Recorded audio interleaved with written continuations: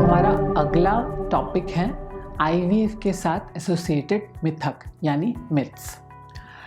बहुत से महिलाओं को, दंपतियों को ये लगता है कि अगर हमने आईवीएफ करवाया है तो हमें 9 महीनों तक बेड रेस्ट करना पड़ेगा, हमें नौकरी छोड़नी पड़ेगी, घर का कोई भी कामकाज नहीं कर सकते।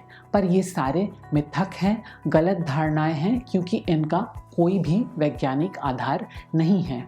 हमारे यहाँ हर रोज़ जब पेशेंट्स आते हैं ये सवाल हमसे ज़रूर पूछते हैं कि कितने दिनों के लिए रेस्ट चाहिए, पर हम एम्ब्रियो ट्रांसफ़र के बाद उनको खुद चलाकर वार्ड तक लेकर जाते हैं। हम व्हील चेयर या स्ट्रेचर का भी इस्तेमाल नहीं करते, उनको ये समझाने के लिए कि बेड रेस्ट की आपको बिल्कुल भी आवश्यकता नहीं है। जब भी हम अपने पेशेंट्स को आईवीएफ के बाद उनको सलाहें देते हैं और बेड रेस्ट से बचने के लिए कहते हैं तो उनको वैज्ञानिक शोधों का उदाहरण देते हैं। वैज्ञानिक शोध किए गए हैं जिनमें पाया गया है अगर आप आईवीएफ के बाद लेटे रहते हैं तो आपके रिजल्ट्स 12 से 14% तक ख़राब हो सकते हैं, क्योंकि इसमें जो प्रमुख कारण माना गया है वो है बच्चादानी की खून के प्रवाह यानी ब्लड सप्लाई में कमी।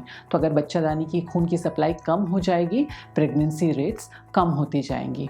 इसीलिए सिर्फ हमारे कहने से ही नहीं बल्कि वैज्ञानिक शोधों के बेसिस पर हम उनको बेड रेस्ट एडवाइस नहीं करते। अब बेड रेस्ट के बारे में तो हमने पेशेंट्स को समझा दिया, पर ऐसी कौन सी चीज़ें हैं जिनका आईवीएफ के बाद ध्यान रखना चाहिए। सबसे पहले तो आपको स्वस्थ खाना पीना है।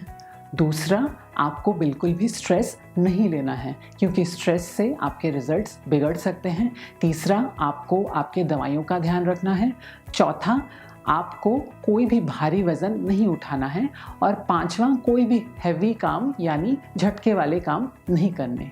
इसके अलावा आप बिल्कुल अपनी नॉर्मल लाइफस्टाइल यानी नॉर्मल दिनचर्या जी सकते हैं। आपको किसी तरीके की एडिशनल सुविधा फैसिलिटी की ज़रूरत नहीं है। नौकरी पेशा लोग अपनी नौकरी जारी रख सकते हैं। किसी भी तरीके की बेड रेस्ट वगैरह की आपको ज़रूरत नहीं है। तो आईवीएफ आजकल बहुत ही सिंप्लीफाइड और परिष्कृत हो चुका है।